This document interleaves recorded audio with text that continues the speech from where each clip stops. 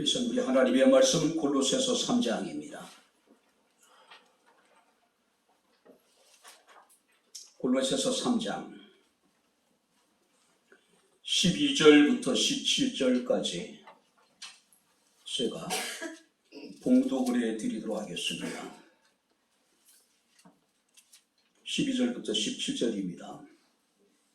그러므로 너희는 하나님의 택하사 거룩하고 사랑받는 자처럼 긍휼과 자비와 겸손과 온유와 오래 참음을 옷 입고 누가 누구에게 불만이 있거든 서로 용납하여 피차 용서하되 주께서 너희를 용서하신 것 같이 너희도 그리하고 이 모든 것 위에 사랑을 더하라. 이는 온전하게 매는 띠니라. 그리스도의 평강이 너희 마음을 수장하게 하라. 너희는 평강을 위하여 한 몸으로 부르심을 받았나니 너희는 또한 감사하는 자가 되라. 그리스도의 말씀이 너희 속에 풍성히 거하여 모든 지혜로 피차 가르치며 건면하고 시와 찬송과 신령한 노래를 부르며 감사하는 마음으로 하나님을 찬양하고 또 무엇을 하든지 말에나 일에나 다 주 예수 이름으로 하고 그를 힘입어 하나님 아버지께 감사하라. 아멘.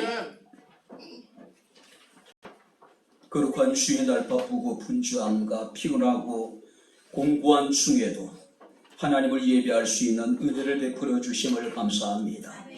이 시간 종을 통해서 주의 말씀이 선포될지 내 말씀이 은혜가 되게 하시고 위로가 되게 도와주시옵시고 큰 힘이 되게 하옵소서.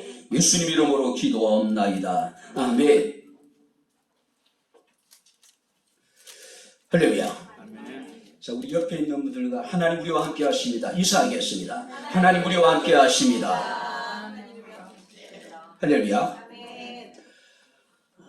딱 한 달 만에 다시 이렇게 제가 단에 서게 된 것 같습니다. 4주 동안에 많이 불편하긴 했지만 그래도 김지수 목사님 오셔서 예배를 잘 인도해 주셔서 얼마나 제가 편안한 가운데 예배할 수 있었는지 모릅니다. 4주 동안의 예배 인도자가 아니라 예배자로서의 저의 모습을 이렇게 이제 살펴볼 수 있는 그런 시간을 가졌습니다. 불편하지만 그래도 예배할 수 있음에 얼마나 큰 힘이 되고 위로가 되고 은혜가 되었는지 모릅니다. 여러분들이 하나님을 가까이 하며 우리에게 복입니다. 할렐루야. 예배 가운데 하나님을 가까이 할 수 있는 저와 여러분들의 삶이 될 수 있기를 주 이름으로 축원합니다. 자, 하나님께 우리는 어떤 존재일까요? 우리가 이사야 43장 4절 말씀을 보게 되면은 내가 내 눈에 보배롭고 존귀하며 내가 너를 사랑하였은즉 내가 네 대신 사람들을 내어주며 백성들이 네 생명을 대신하리라. 자, 세상 사람들의 관점과 관계없이 하나님의 눈에 우리는 보배롭고 존귀하며 너무나도 사랑스러운 존재라는 겁니다. 그리고 우리가 스바냐서 3장 17절 말씀을 보게 되면은 너희의 하나님 여호와가 너희 가운데 계시니 그는 구원을 베푸실 전능자라고 말씀합니다. 그가 너로 인하여 기쁨을 이기지 못하며 또 너를 잠잠히 사랑하시며 너를 인하여 즐거이 부르며 기뻐하시리라. 하나님은 우리를 바라보시면서 기쁨을 이기지 못하시고 우리를 잠잠히 사랑하시며 우리로 인하여 즐거워하시고 우리로 인하여서 하나님이 기뻐하신답니다.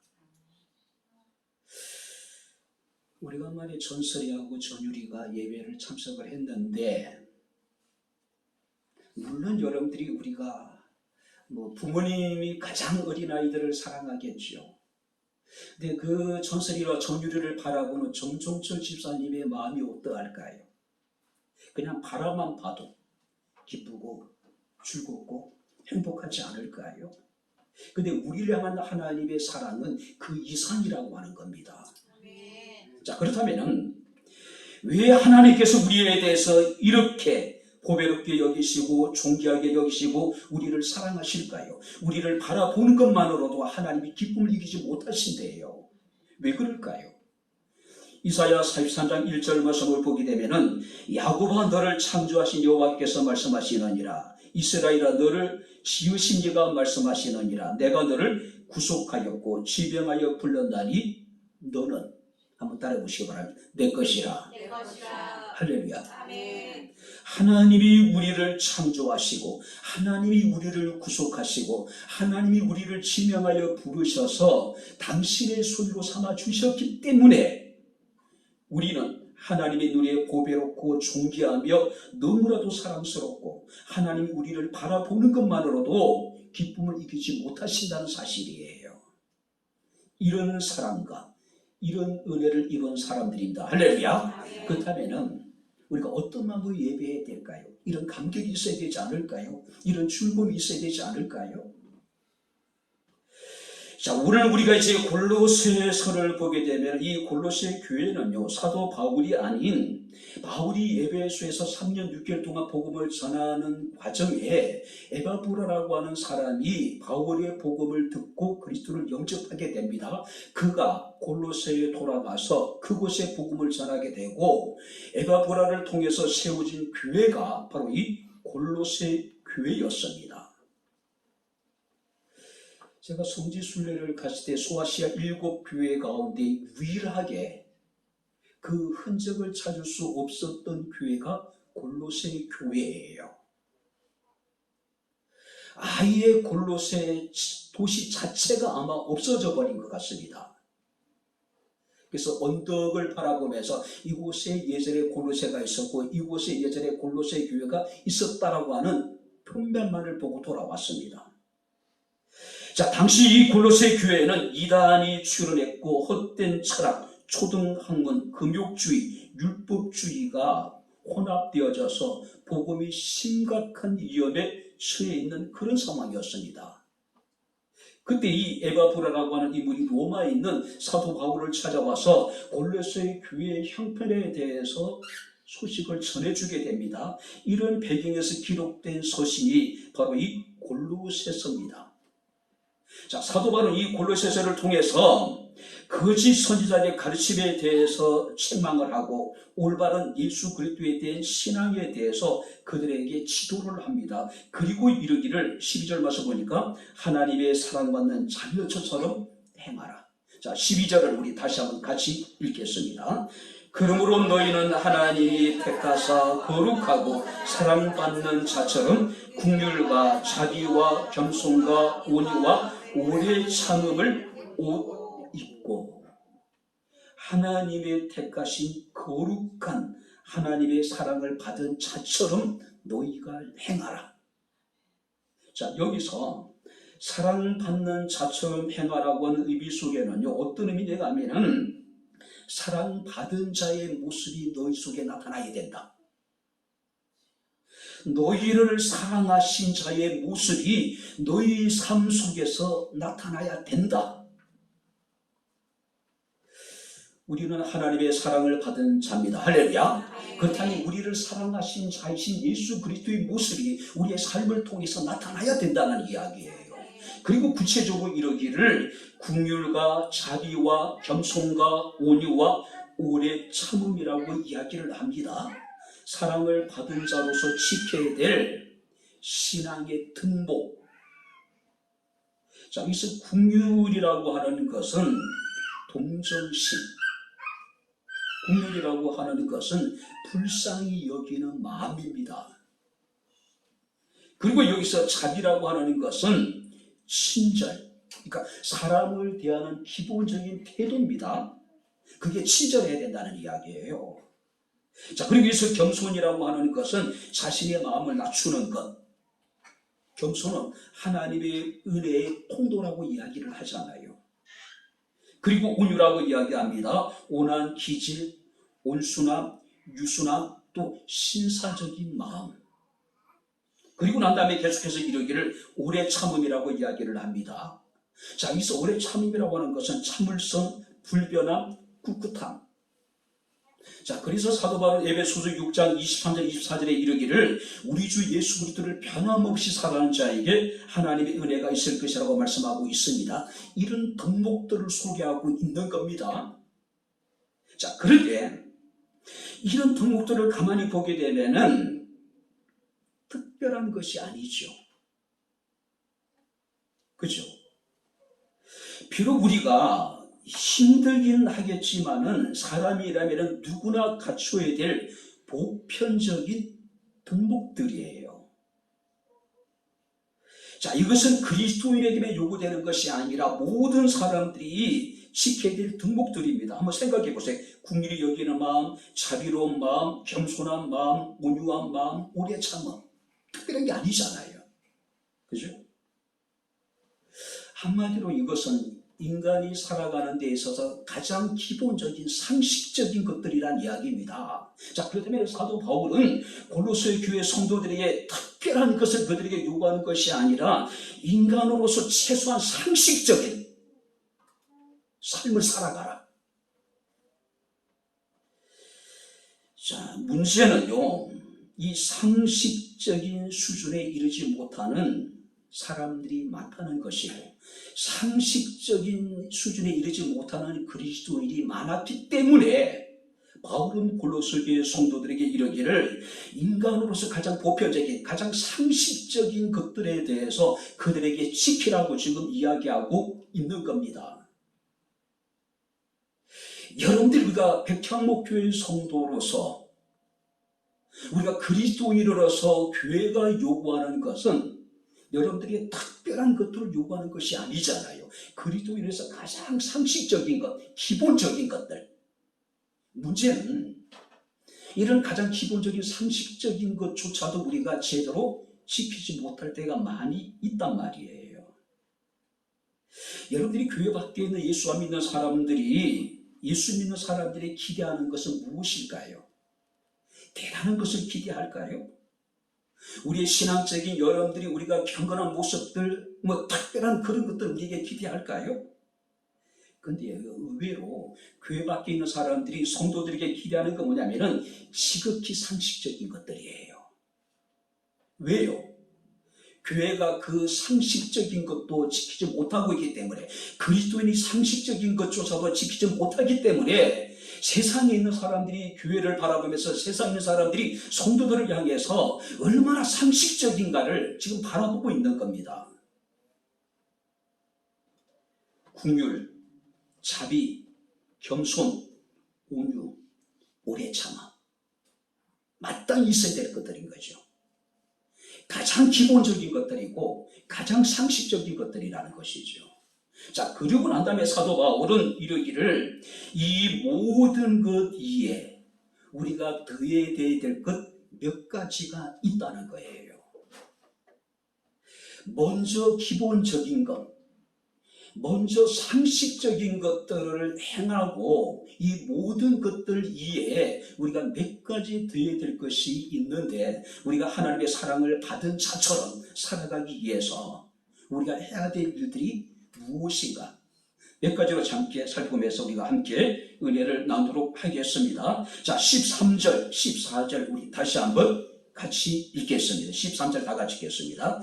누가 누구에게 불만이 있거든 서로 용납하여 피차 용서하되 주께서 너희를 용서하신 것 같이 너희도 그리하고. 14절입니다. 이 모든 것의 사랑을 더하라. 이는 온전하게 내는 뜻이라. 자, 여기 보세요. 긍휼히 여기는 마음, 동정하고 불쌍히 여기는 마음, 자비한 마음, 겸손함과 온유함과 오래 참음. 상식적인 것들이고 기본적인 것들입니다. 그죠? 이 모든 것 위에 우리가 더해야 될 것이 있는데, 그게 뭐냐면은 사랑을 더하라. 할렐루야. 이 모든 것 위에 사랑을 더하라. 자, 사람들은 누구든지 완전하지 않습니다. 때로는요, 실수도 합니다. 때로는 사람들에게 상처를 주기도 하고 상처를 받기도 합니다. 그때 우리 마음속에 생기는 게 뭡니까? 불만이에요. 그렇지 않습니까? 문제는 이 불만이라고 하는 것이 먼 데 있는 사람들에게 생기는 것이 아니라 가까운 사람들에게 늘 생겨요. 부부끼리 불만이 있습니다. 뿐만 아니라 우리가 형제끼리도 불만이 있어요. 부모와 자식 간에도 불만이 있습니다. 친구들끼리도 불만이 있어요. 회사 동료들끼리도, 같은 교회 성도들끼리도 불만이 있습니다. 모임의 회원들끼리도 불만이 있어요. 근데 성경 오늘 우리에게 13절에 이르기를 누가 누구에게 불만이 있거든 어떻게 하랍니까? 서로 용납하여 피차 용서하라. 오늘 상식적인 것에서 한 걸음 더 나가서 너희 마음을 불편하게 만들고 서로가 서로에게 불만이 생기게 될 때에 뭐라고 얘기합니까?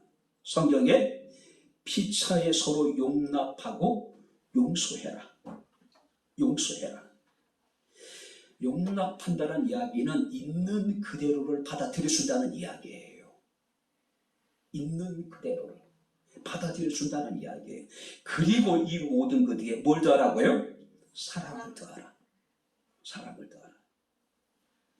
자, 12절 말씀을 보게 되면은 하나님의 사랑받는 자처럼 긍휼도 행하고 자기도 베풀고 겸손하고 온유하고 오래 참을 뿐만 아니라 불만이 있고 우리의 마음을 불편하게 하는 사람들을 용납하고 그 사람들을 용서해 주어라. 있는 그대로를 받아 주어라 이야기. 그리고 한 걸음 더 나가서 이 모든 것 위에 사랑을 더하라. 이 모든 것 위에 사랑. 사랑은 앞에 있는 덕목들을 최대한 발휘하도록 만드는 원동력이 됩니다. 용서라고 하는 소극적인 행위에 머물지 말고 한 걸음 더 나가서 상대방을 있는 그대로 용납하고 여러분들이 인정해주고 받아주란 이야기예요. 혹자는 12절의 말씀을 보게 되면 긍휼과 친절과 자비와 겸손과 온유와 오래 참음으로 옷을 입어라. 자, 12절에 나타나 있는 옷이라고 하는 것은 쉽게 이야기하면 속옷이에요. 속옷. 그리고 여기서 용서라고 하는 것은 겉옷입니다. 그리고 여기서 사랑이라고 하는 것은 속옷을 입고 겉옷을 입고 맨 마지막에 하는 게 뭐예요? 띠를 매는 겁니다. 이 사랑은 띠라는 거예요. 그래서 성경이 이렇게 얘기합니다. 이는 온전하게 매는 띠니라. 아무리 우리가 명품 속옷을 입고 아름다운 겉옷을 입었다 하더라도 띠를 매지 않으면요 불완전해요. 불편합니다. 그래서 이 사도 바울은 골로새교회 성도들에게 너는 긍휼과 자비와 겸손과 온유와 오래 참음의 속옷을 입고 거기다가 용서라고 하는 겉옷을 걸치고 그리고 사랑으로 너희는 띠를 띠라. 띠를 매라. 이것이 온전하다. 이렇게 될 때 우리가 온전하게 되는 것이죠. 이렇게 될 때. 고대 사회의 옷들은 전부 다 통으로 되어 있잖아요. 그러다 보니까 반드시 띠를 띠지 않으면요 우리가 정상적인 활동이나 생활이 하기가 너무 어려워요. 오늘 띠라고 하는 것은 완전함을 말합니다. 사랑으로 모든 그리스도인이 완전한 그리스도인이 된다. 온전한 그리스도인이 될 수가 있다라고 하는 것이요. 그래서 우리가 요한복음 13장 34절 35절 말씀을 보게 되면은 새 계명을 너에게 주노니 서로 사랑하라. 내가 너희를 사랑한 것 같이 너희도 사랑하라. 너희가 서로 사랑하면 이로써 모든 사람이 너희가 내 제자인 줄 알리라. 서로 사랑하랍니다. 이것은 새 계명이래요. 예수 그리스도께서 우리를 사랑하신 것처럼 우리가 서로 사랑하랍니다. 왜냐하면 서로 사랑함으로 우리가 예수 그리스도의 참 제자가 될 수가 있다는 이야기예요. 사랑함으로써. 고린도전서 13장의 사도 바울은 믿음, 소망, 사랑 이 세 가지는 항상 있을 것인데 그 중에 제일은 사랑이라. 할렐루야. 그리고 이르기를 사랑이 없으면은 아무것도 아니다. 아무리 겉옷을 입고 속옷을 걸쳤다 하더라도 사랑으로 띠를 띄우지 않으면은 완전하지 않는 거예요. 세상의 모든 것을 우리가 다 지켜 행했다 하더라도 사랑이 없으면은 아무것도 아니란 이야기예요. 말세가 되게 된 불법이 상하게 되고 사랑이 식어지게 될 것이라고 말씀을 하고 있습니다. 이 모든 것 위에 사랑을 더할 수 있게 되기를 주 이름으로 축원합니다.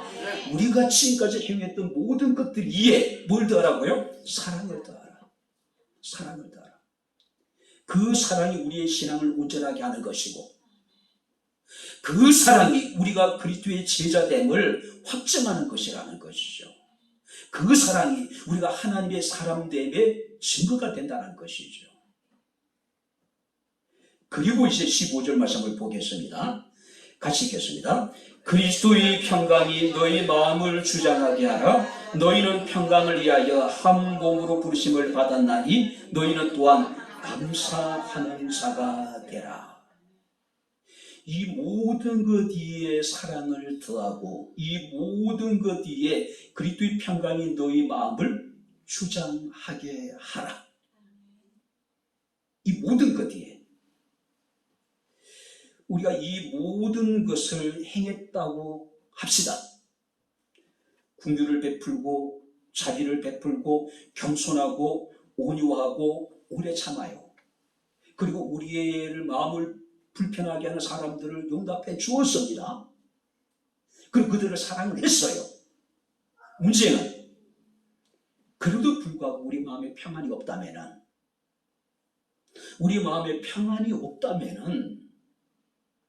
그 앞에서 행했던 모든 것들이 우리에게 무슨 이익이 되겠어요? 무슨 유익이 되겠냐는 이야기예요.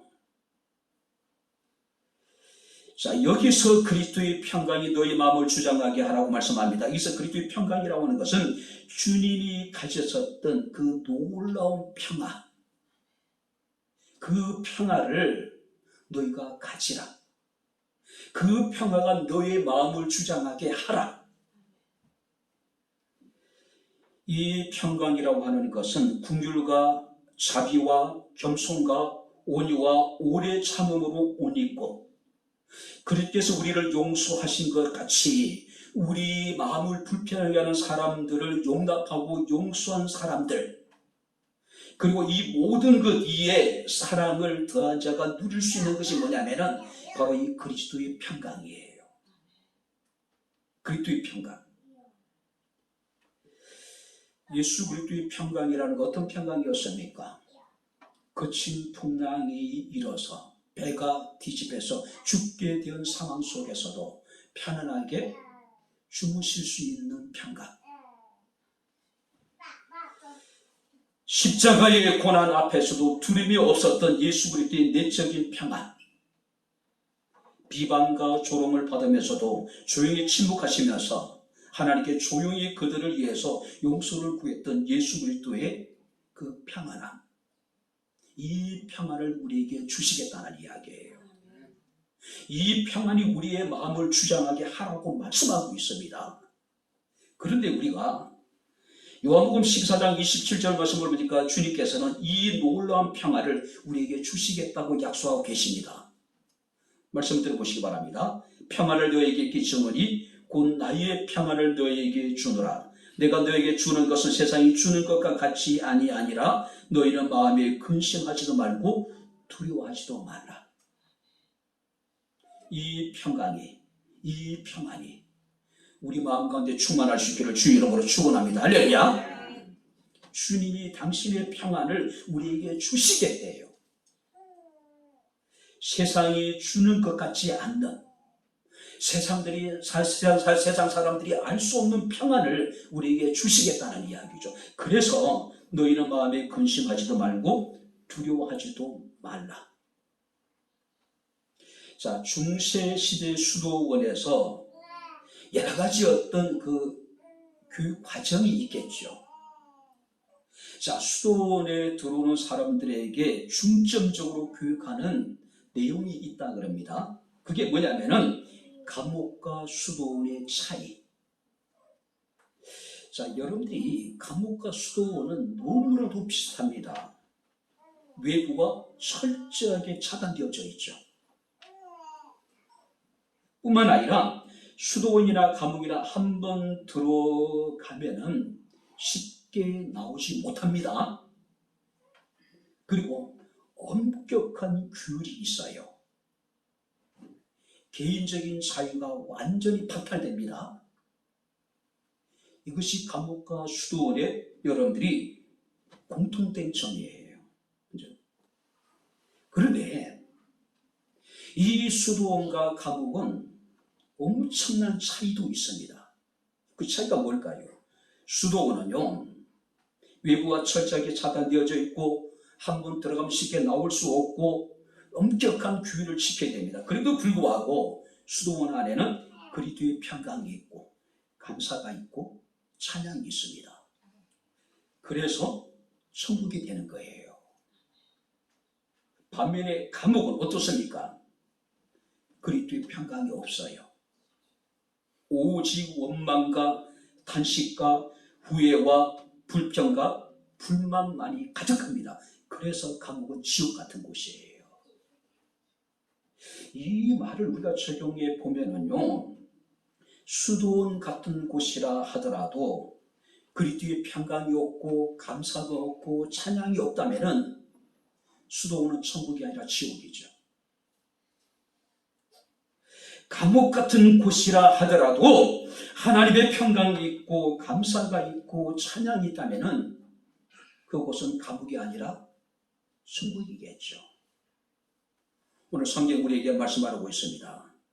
하나님의 사랑을 받은 자처럼 우리가 행하라고 이야기를 합니다.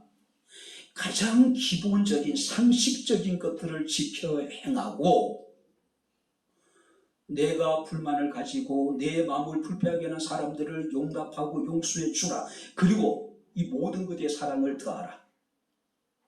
그리고 우리에게 이르기를 그리스도의 평강이 너의 마음을 주장하게 하라.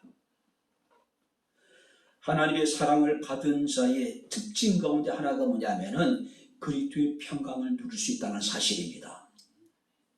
어떤 환경 속에서도, 어떤 상황 속에서도요. 그래서 사도 바울은 에베소서 4장 3절에 이르기를 평안에 매는 줄로 성령이 하나 되게 하신 것을 힘써 지켜나가라. 평안에 매는 줄로 우리가 하나가 되어야 된다는 이야기예요. 근데 이 하나가 되어야 됨에도 불구하고 우리가 피스메이커, 평화를 만드는 사람이 아니라 트러블 메이커가 되는 사람들이 종종 있을 수 있단 말이에요.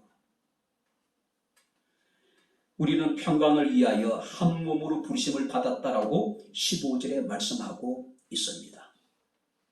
교회가 평안하고 여러분들의 가정이 평안하고 여러분의 마음속에 그리스도의 평강이 충만할 수 있기를 주의 이름으로 축원합니다. 할렐루야. 이 평강을 위해서 우리가 한 몸으로 하나님께 부르심을 받았대요.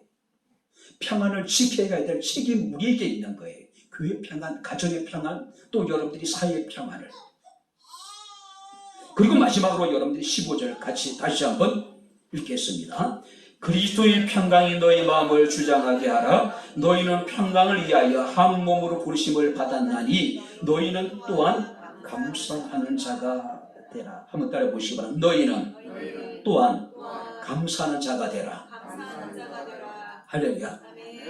기본적이고 상식적인 것을 지켜 행하고 용납하고 용서하고 그리고 우리에게 사랑을 더하고 그리스도의 평강이 우리 마음을 주장하게 하고 그리고 또한 감사하는 자가 되라. 감사하는 자가 되라. 자, 여기서 감사는 누구한테 해야 될까요? 우리가 15절부터 17절 말씀을 보게 되면 이 바울은 골로새 교회 성도들에게 세 번의 감사에 대해서 이야기를 합니다. 그렇다면 15절에 여기서 감사하는 자가 되라고 이야기하고 있는데, 여기서 말하는 감사는 우리가 누구한테 해야 될 감사일까요? 상식적으로 당연히 우리는 감사는 하나님께 드리는 것으로 생각을 합니다. 그런데 여기서 15절에 감사하는 자가 되라고 하는 것은, 여기서 감사의 대상이 누구냐면은 이웃들이에요. 사람들. 왜냐하면은 우리가 12절 말씀을 보게 되면은 사랑받는 자처럼 긍휼과 자비와 겸손과 온유와 오래 참음, 그리고 용서를 얘기를 하잖아요. 그리고 이어지는 게 뭐예요? 또한 감사하는 자가 되라. 누구한테요? 같은 성도들에게, 모든 사람들에게. 너희는 또한 감사하는 자가 되라. 이 말씀은 우리 주변에 있는 모든 사람들에게 감사하라, 모든 사람들에 대해서 긍휼을 베풀고, 모든 사람들에게 자비를 베풀고, 모든 사람들에게 겸손하고, 모든 사람들에게 온유하고, 모든 사람들에게 오래 참고, 모든 사람들을 용서하고 용납하고, 그리고 모든 사람들에게 감사하라. 모든 사람들에게. 혹자는 이를 인간은 사회적인 동물이라고 이야기하잖아요. 혼자서는 살아갈 수 없는 존재잖아요.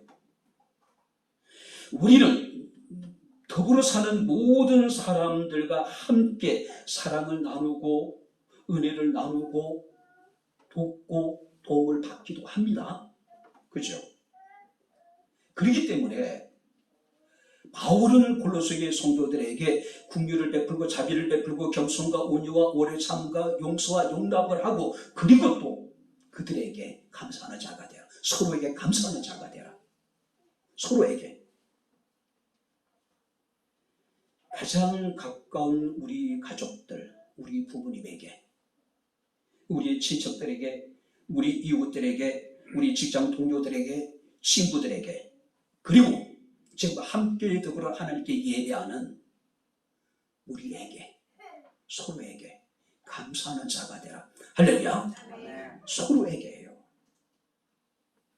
여러분들이 정말로 하나님께 우리가 참 감사를 많이 하는데, 나의 가장 가까이 있는 사람들에게 내가 정말로 얼마나 감사하는 삶을 살아왔는지, 얼마나 감사해 왔는지 가만히 보면 정말로 감사해야 될 사람들인데, 정말로 많은 사랑을 받고 많은 은혜를 입었음에도 불구하고 우리는 그것에 대해 감사하지 못할 때가 얼마나 많은지 몰라요.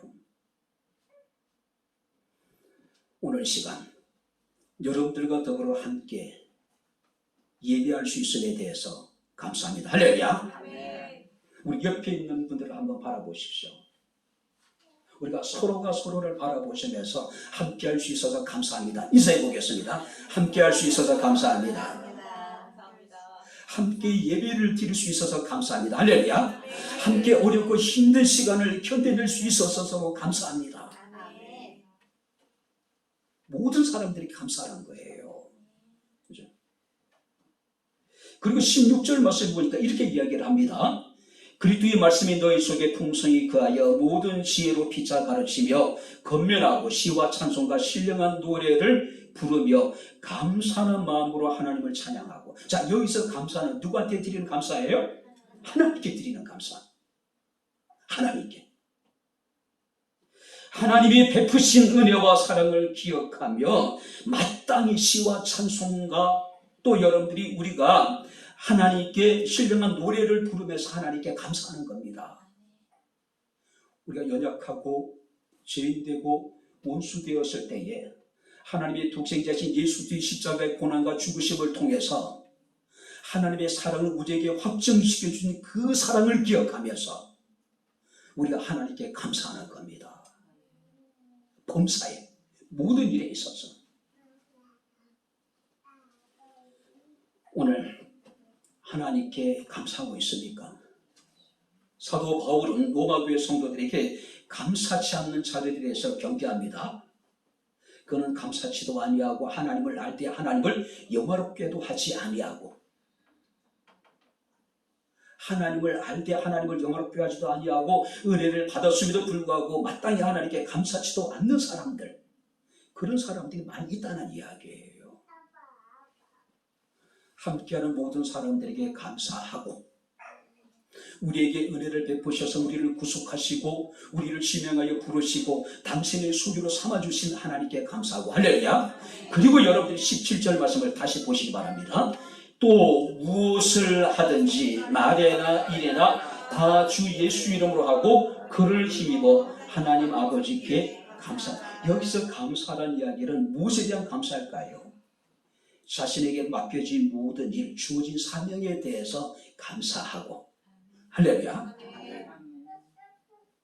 무엇을 하든지 말에나 일에나 다 주 예수 이름으로 하고 그를 힘입어서 하나님께 감사하고,